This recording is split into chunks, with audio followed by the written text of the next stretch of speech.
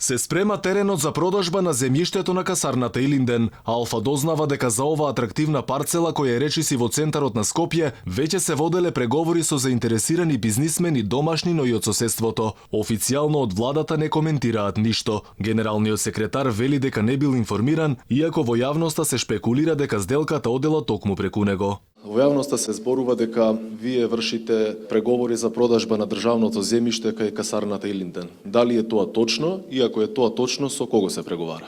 За кое земјиште? Државно земјиште кај касарната Илинден тука во Скопје.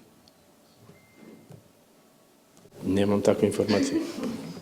Општина Карпош, на чија територија се наоѓа касарната, веќе донесе детален урбанистички план кој предвидува изградба на стамбени згради и училишта како и нов објект на Министерството за одбрана. Општина Карпош треба да се шири по периферните делови, вклучително, особено кога зборуваме за стамбено домување во делот кај касарната Илинден.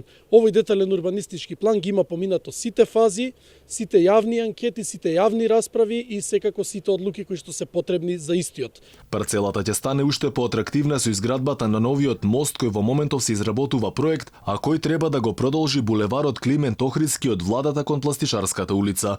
Атрактивното земјиште почнува од тука, каде сега се наоѓаме на булеварот Словенија и води, односно завршува према Пластичарската улица.